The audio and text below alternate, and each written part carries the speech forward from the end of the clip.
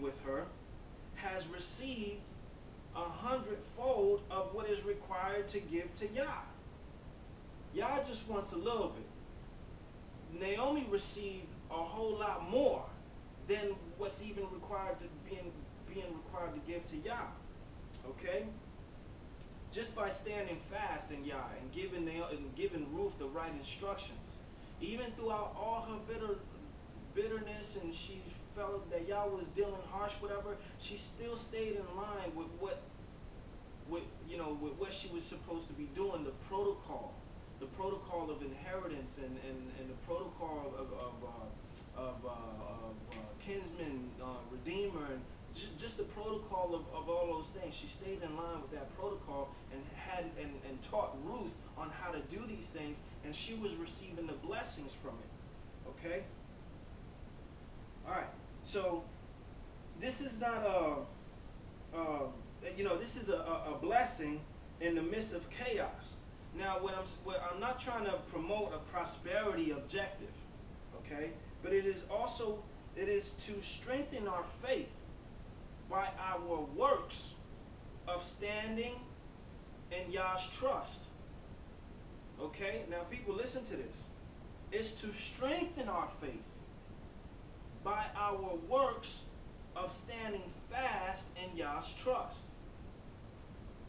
Okay?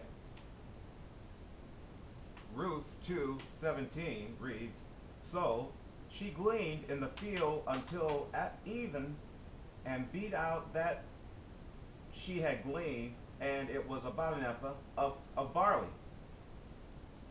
And she took it up and went into the city, and her mother-in-law saw what she had gleaned, and she brought forth and gave to her that she had reserved. After that, or after she was sufficed." Okay. There is much to be said and studied in the book of Ruth, but for now we are concentrated on how the wave sheaf and the barley pertain to us as the people of Yah. Okay, that's what there's so much in the book of Ruth. Oh my goodness, Messiah is all over the place in that. You guys take the chance, anybody take the chance to read the book of Ruth? Messiah is everywhere. But for right now, we're just concentrating on cases that was going on during the wave sheaf, Passover unleavened bread season. 2 Samuel 21:1 reads, "Then there was a famine in the days of David, 3 years, year after year, and David inquired of Yahweh, and Yahweh answered, 'It is for Saul and for his bloody house, because he slew the Gibeonites.'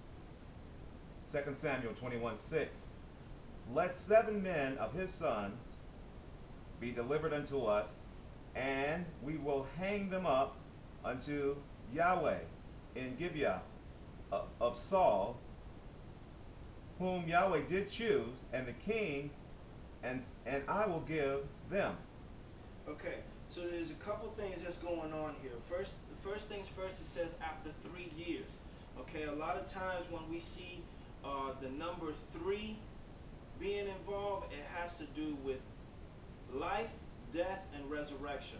A lot of the times when we see with the number 3 being involved with something, it has to do with life, death, or resurrection.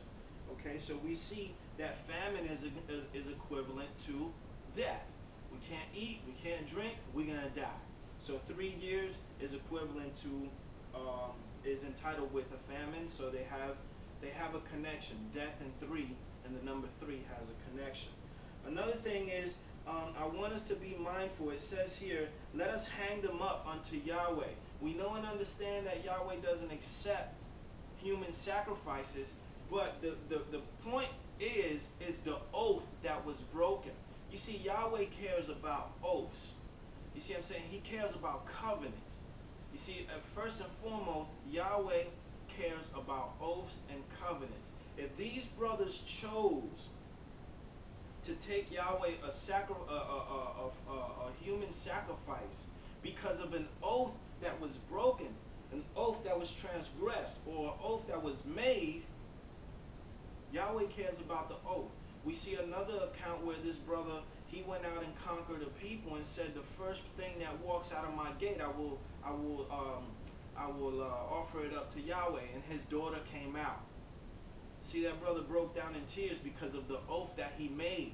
It had to be fulfilled. He had to carry out that oath. So Yahweh does not ask for human sacrifices, but he does ask for us to hold fast to our oaths and our covenants. Okay? So,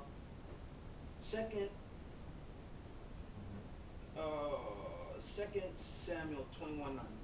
And he delivered unto them into the hands of the Gibeonites, and they hanged them in the hill before Yahweh, and they fell, all 7 together, and were put to death in the days of harvest, in the first days, in the beginning of barley harvest. Okay, once again, Scripture makes it its business to emphasize on when this is all taking place.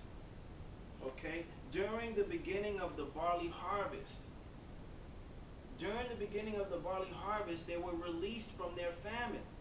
During the beginning of the barley harvest, Naomi came out of a state of chaos into a place of deliverance. During the barley harvest, Jerusalem, David's kingdom, came out of a state of famine, basically death, into deliverance during the barley harvest. Exodus 12:27. Then ye shall say, it is the sacrifice of Yahweh, Yahweh's Passover, who passed over the houses of the children of Israel in Egypt, and when he smote the Egyptians, and delivered our houses, and the people bowed the head and worshipped. That's the key word right there. And delivered them. And the deliverance came about during Passover. So we see that a deliverance is being attached to this festival. We see that David's kingdom was delivered out of famine during barley harvest. Naomi was being delivered out of her state of chaos during barley harvest. Continue, brother. Exodus 12:37. Exodus 12:37. And the children of Israel journeyed from Ramesses to Succoth, about 600,000 on foot. There were men besides children. Okay, so after the deliverance from Ramesses, we see them going into Succoth, which means protection, screen or cover. And it's also the last feast day Yah gives us at the year's end, which is the ingathering of all the produce of the land. Succoth's root word comes from the Strong's number 5526, kakak, which means to hedge, fence about, block, or shut in. Okay, so here we see that's a covering, it's a protection. So we came out of deliverance, and then he put us into a place of protection. All right, we are thoroughly studying all these accounts to demonstrate that Yah does nothing by chance or coincidence. These feast days and seasons, which Yah refers to as appointed times or appointments, are for a purpose. And if we study the scriptures carefully and pray for the Spirit of Yah to reveal his word and purpose for us, we will see the repetitive cycle that Yah uses through these seasons and feast days to reveal his plan to and for us. So let's see what exactly happened. Here. Genesis 37:2. These are the generations of Jacob, Joseph, being 17 years old, was feeding the flock with his brethren. And the lad was with the sons of Bilhah, and with the sons of Zilpah, his father's wives. And Joseph brought unto his father their evil report. Genesis 41:46. And Joseph was 30 years old when he stood before Pharaoh, king of Egypt, and Joseph went out from the presence of Pharaoh and went throughout all the land of Egypt. Genesis 41:49. And Joseph gathered corn as